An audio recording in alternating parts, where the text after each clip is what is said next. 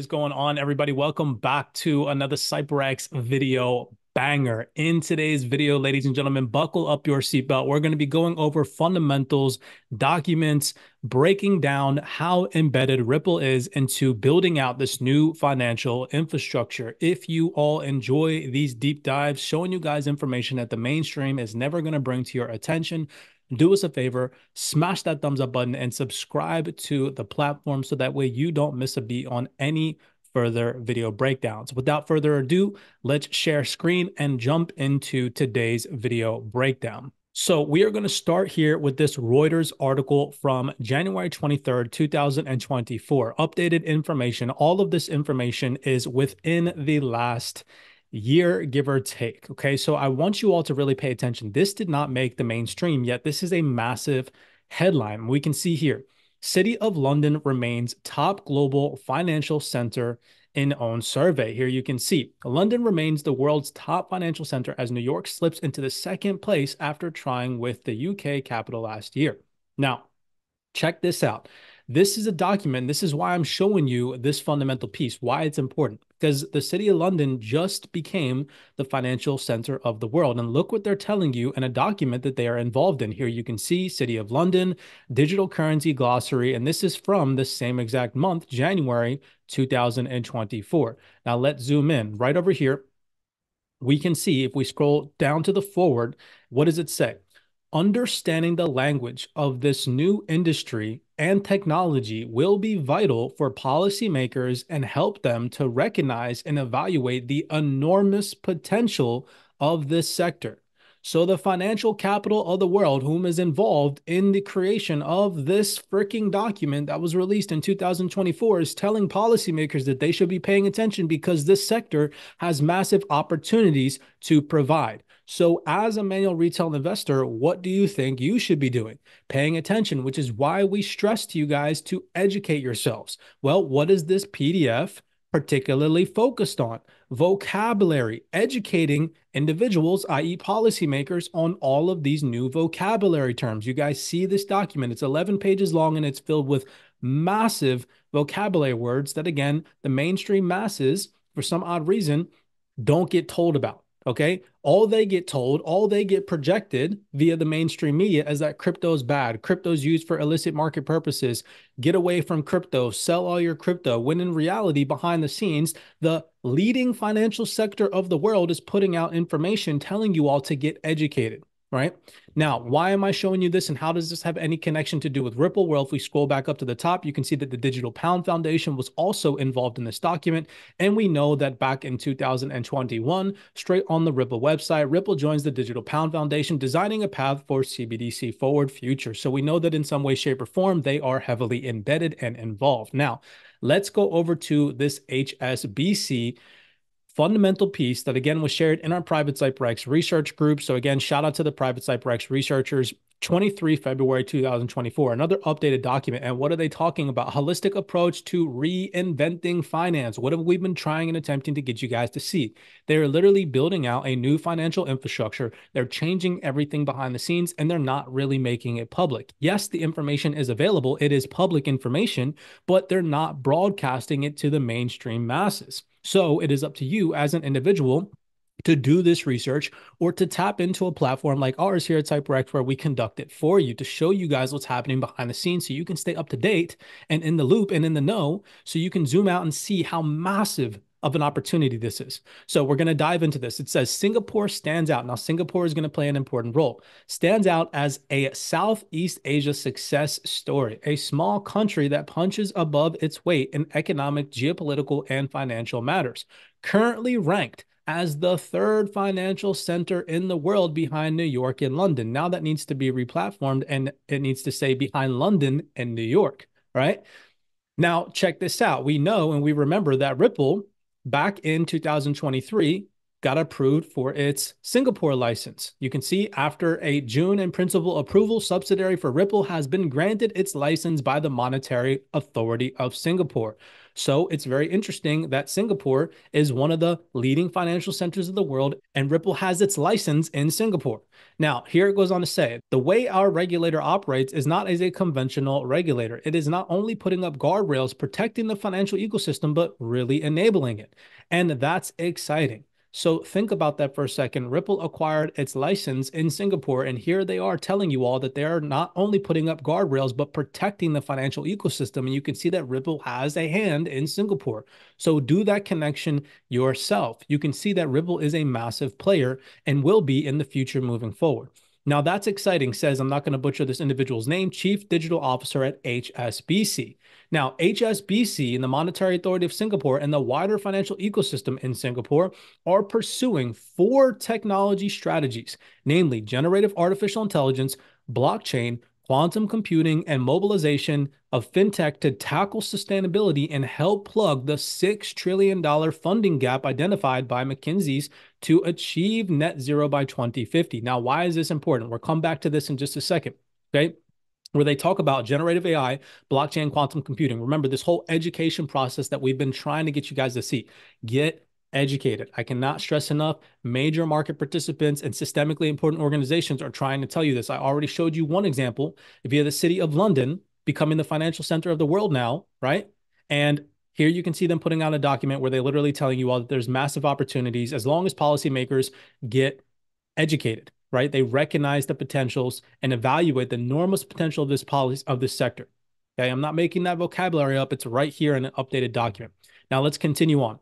Again, I'm not going to butcher this individual's name. Deputy Prime Minister for Economic Policies in Singapore expanded on some of those strands, AI, blockchain, and ESG at the 2023.0 forum. So I highlighted that in yellow. We'll pause right there.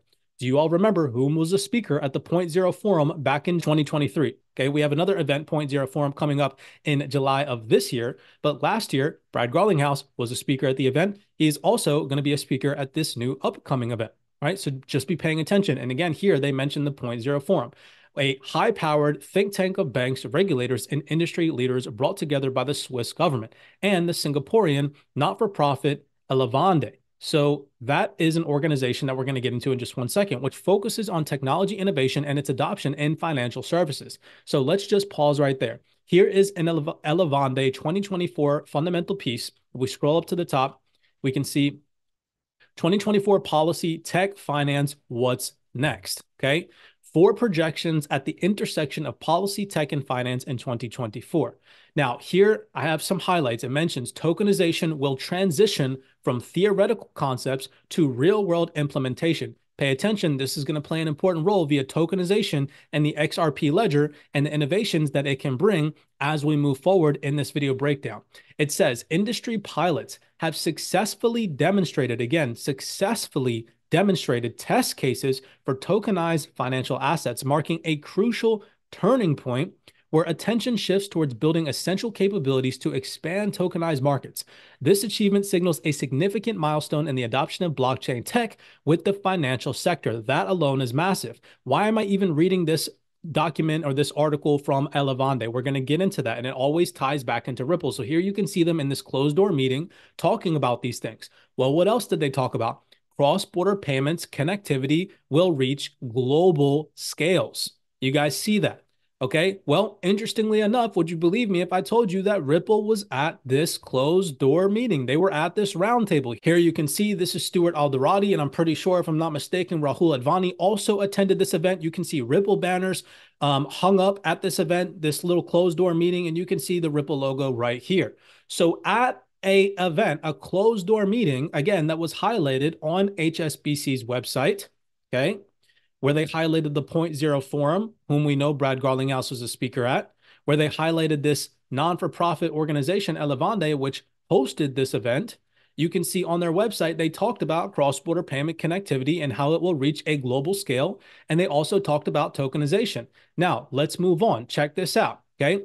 Now let's get into, so we covered Singapore, right? We covered how HSBC mentioned Singapore right here, okay? And we just mentioned how Ripple acquired a license in Singapore. Now, check this out. This also came out last year in November 2023, so recently updated. HSBC adoption of Medico platform could drive interest in the XRP ledger. Wait, what? Remember how the event that was mentioned on the HSBC website from Elevande, Ripple was at? You can see that right here. And what did they talk about? Tokenization and how it will transform from theoretical concepts to real world implementation and how the pilots proved successful. Well, check this out. We know right here, David Schwartz on this interview, what did he talk about? Medico acquisition, Ripple's power move. Schwartz stressed the importance of a robust custody solution and Ripple's goal to be a comprehensive hub for institutional crypto adoption. The $250 million acquisition of Medico positions Ripple to offer a range of services covering XRP ledger access, tokenization, and seamless payment solutions. Where was Ripple just at again via this event? Closed door meeting talking about tokenization. Are you guys seeing which was projected on the HSBC website, whom we know is a partner of Medico, whom we know is acquired by Ripple? Are you guys seeing the interconnected webs, or am I just, I don't know. I like it's hard to get people to see, but I hope that in a way that you can easily understand, you're seeing these interconnected webs. You can see right here, they also talked about HSBC's interest in tokenized commodities like gold and securities.